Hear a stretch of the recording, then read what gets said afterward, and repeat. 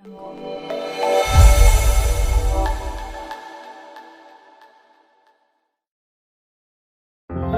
semuanya, saya dari tim KKN Sinar Petang, Universitas Gadjah Mada. Pada kesempatan kali ini akan memberikan penjelasan mengenai proses pembuatan produk nasi instan.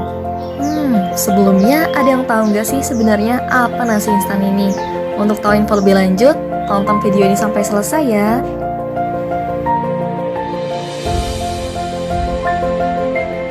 Nasi instan merupakan hasil olahan beras menjadi produk nasi cepat masak yang dapat diseduh dalam waktu 3 hingga 5 menit hanya dengan menggunakan air panas.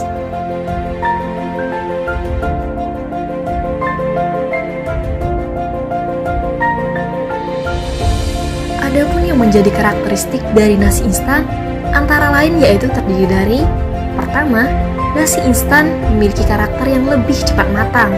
Pemasakan nasi dengan waktu yang lebih cepat dan sederhana dibandingkan dengan pemasakan nasi pada umumnya. Kedua, butir beras memiliki pori sebagai akibat dari proses pengolahan dan perlakuan yang diberikan. Dan yang terakhir, nasi instan memiliki tekstur yang pulen, memiliki tekstur yang sama seperti nasi pada umumnya. Secara umum, tahap pembuatan nasi instan terdiri dari 4 tahapan.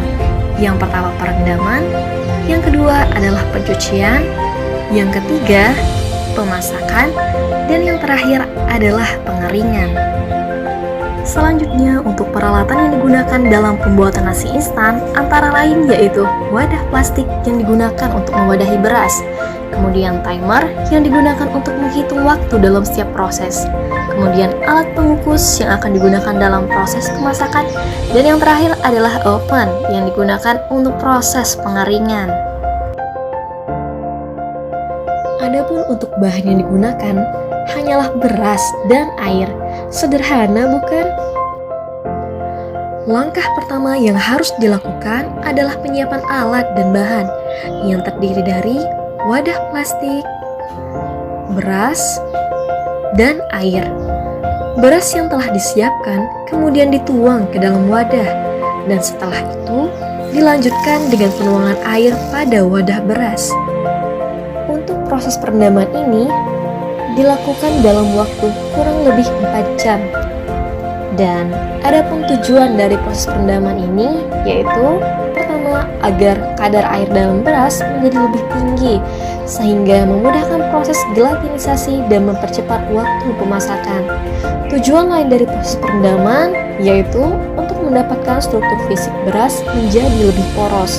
Selain itu, pada saat proses perendaman, maka terbukanya pori-pori beras dan terserapnya air ke dalam beras, sehingga dapat mempercepat proses waktu untuk penyeduhan. Setelah 4 jam, maka langkah selanjutnya adalah proses pencucian. Beras dari hasil perendaman kemudian dicuci dengan menggunakan air yang mengalir. Hal ini bertujuan untuk membersihkan beras dari sisa kotoran. Langkah selanjutnya adalah proses pemasakan. Pada pembuatan nasi instan, proses pemasakan dilakukan dengan cara pengukusan. Waktu pemanasan yang semakin lama menyebabkan air akan semakin mudah terserap dalam butir beras dan menyebabkan perubahan pada bentuk butir beras yang menjadi lebih mengembang dan menurunnya tingkat kekerasan.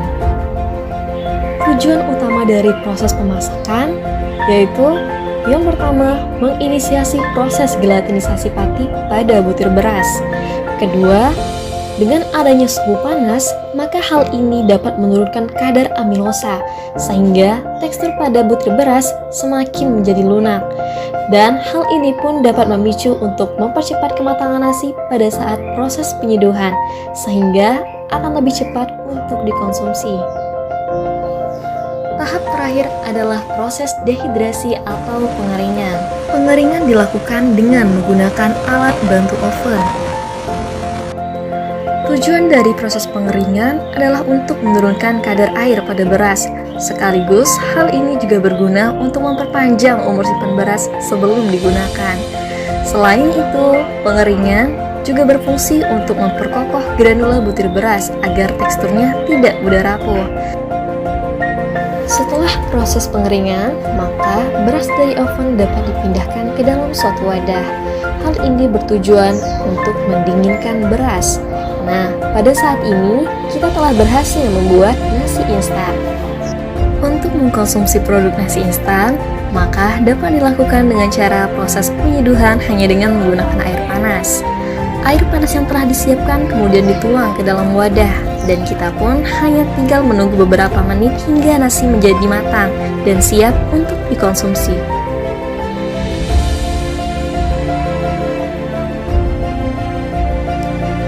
Berikut contoh produk dari nasi instan. Dan biasanya, kemasan yang digunakan untuk produk nasi instan dengan menggunakan mangkuk plastik, sehingga memudahkan konsumen untuk melakukan penyeduhan dengan menggunakan air panas. Tak hanya itu, saat ini, produk nasi instan pun telah mengalami beberapa modifikasi hingga menghasilkan inovasi produk, seperti nasi liwet, nasi goreng, dan nasi kebuli. Dan hal ini tentunya juga menjadi peluang bagi kita untuk membuat inovasi baru lainnya. Nah, oleh karena itu, pembuatan produk nasi instan ini pun dapat dijadikan sebagai suatu bisnis. Yuk kita intip apa saja sih peluang bisnis dari pembuatan produk nasi instan?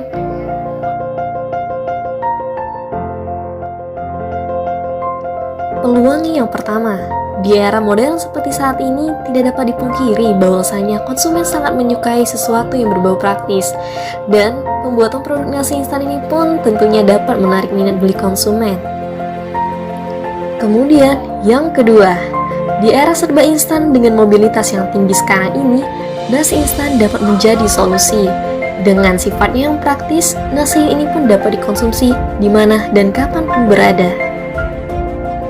Tak hanya itu, peluang menarik lainnya, produk nasi instan ini pun dapat dijadikan sebagai produk pangan lokal yang menjadi ciri khas daerah dan dijadikan sebagai buah tangan daerah lokal.